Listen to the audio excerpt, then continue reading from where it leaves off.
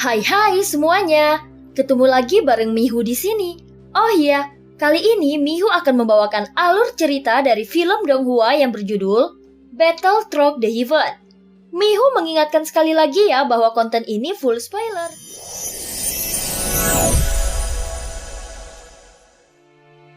Melanjutkan dari kisah sebelumnya.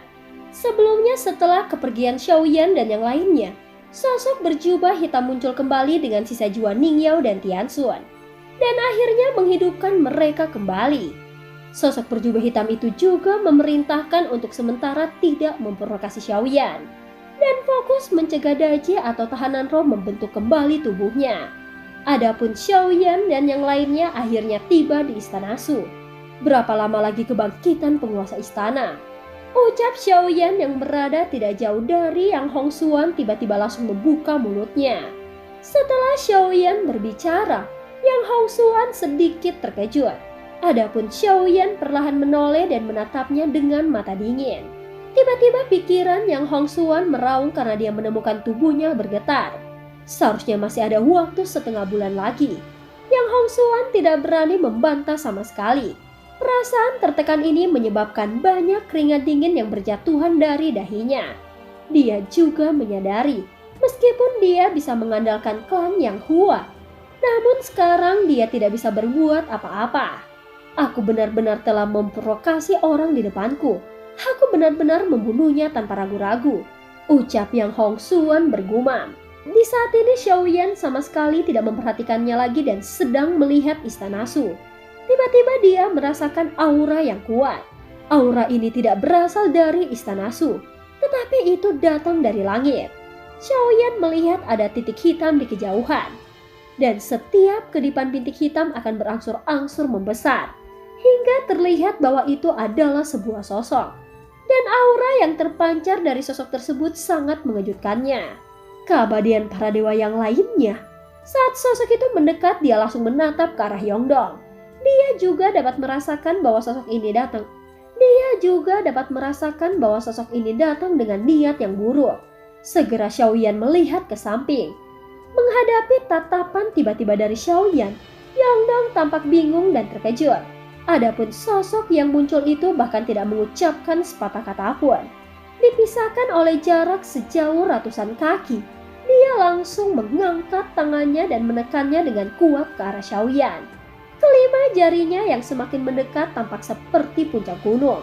Pada saat yang bersamaan, segel bintang 9 langsung berkedip di antara alis Xiaoyan. Dia juga bergegas menuju 5 jari yang mendekat. Saat tersapu, tubuhnya mulai melonjak hingga ratusan kaki. Tinju yang dipenuhi cahaya kemasan meledak secara terus-menerus di menara guntur, yang menyebabkan serangan tersebut dapat diimbangi dan dibubarkan. Xiaoyan melihat sosok yang mendekat dan tatapannya membuat Xiaoyan mengerutkan keningnya. Dia merasa sosok ini tidak asing lagi baginya. Bagaimanapun sosok ini terlihat sangat mirip dengan Yongdong. Namun tampilannya lebih mirip seperti Wanji, yang sebelumnya dibunuhnya dengan mengandalkan keberuntungan dari roh dunia kuno dewa abadi dan iblis. Apakah semua klan Cimi terlihat sama? Ucap Xiaoyan berkata dengan dingin sambil melihat pria dingin di depannya. Meskipun terlihat sama, tetapi aku yakin dia bukan Wanji. Jika dia berani mengambil tindakan tanpa alasan, maka pasti ada seseorang yang berada di balik layar. Ucap Xiaoyan bergumam lagi di dalam hatinya. Semua yang berada di dalam gerbang kuno ini sepertinya Xiaoyan menjadi terbiasa dengan menghadapi musuh yang tiba-tiba muncul. Terlihat mata sosok itu dingin dan hanya ada niat membunuh yang muncul di tubuhnya. Beraninya kau mencuri tubuh klan Cimi kami. Pengadilan kematian. Ucap sosok itu berteriak keras dan menatap dengan marah. Jika kau ingin mengambil tindakan, maka lakukan saja. Berhentilah berbicara omong kosong.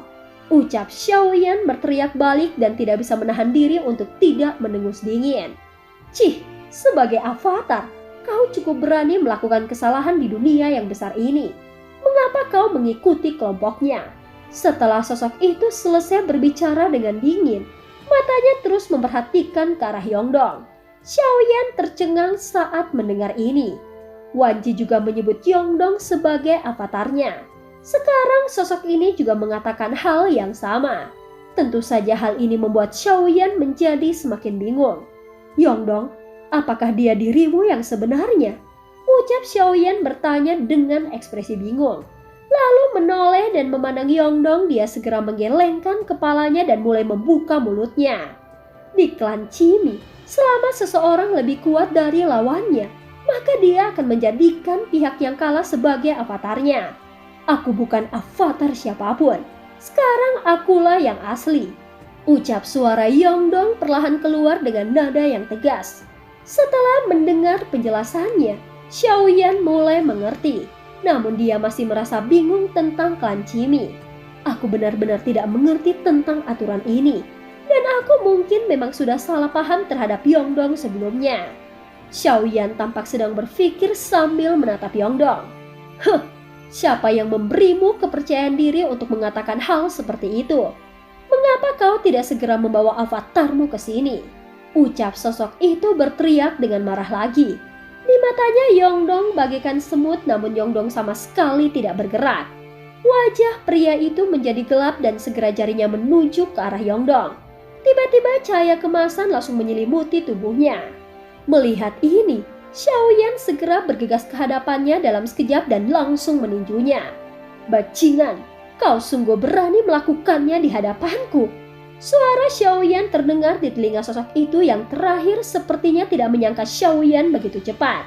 Pada saat yang sama, lengannya yang menjulur ke depan langsung diguncang kembali oleh Xiaoyan.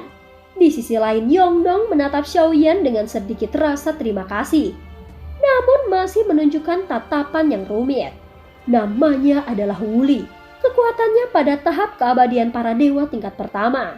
Serangan utamanya didasarkan pada kekuatan fisik yang kuat. Hadapun kelemahannya adalah kecepatan dan kekuatan jiwa. Ucap suara Yongdong tiba-tiba memasuki pikiran Xiaoyan. Setelah mendapatkan informasi tentang pria di depannya, Xiaoyan tampak ragu-ragu sejenak. Apakah yang dikatakan Yongdong itu benar atau salah? Tidak ada salahnya bagi Xiaoyan untuk mencobanya. Dan setelah melakukannya, maka dia akan tahu kebenarannya. Saat ini sidik tangan Wuli berubah, dan keterampilan bertarung yang tak ada habisnya langsung mengaum dengan kekuatan yang luar biasa. Meskipun dia tidak bisa mengalahkan pria jelek yang berada di tingkat kedua, tetapi dia tidak takut dengan keabadian para dewa tingkat pertama.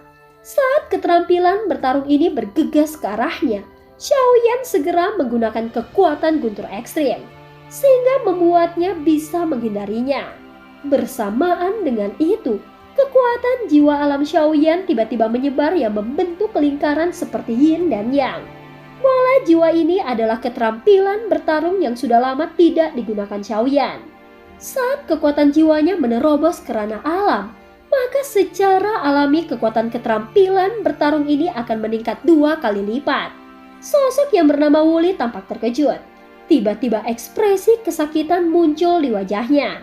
Xiaoyan sedikit menyipitkan matanya. Pada titik ini, dia akhirnya dapat membuktikan bahwa Yongdong tidak menipunya. Segera Xiaoyan perlahan mengulurkan lengannya. Seketika terlihat sebuah lengan di udara yang panjangnya ribuan kaki muncul. Lengan ini bukanlah hasil kondensasi kekuatan abadi, melainkan kohesi darah dan daging Xiaoyan yang sebenarnya. Sehingga pertarungan ini menjadi terlihat sangat luar biasa. Faktanya, Xiaoyan tidak perlu menggunakan tubuh raksasa avatar Yuan Shen-nya. Namun bukan berarti dia tidak dapat memperbesar bagian tubuh tertentu.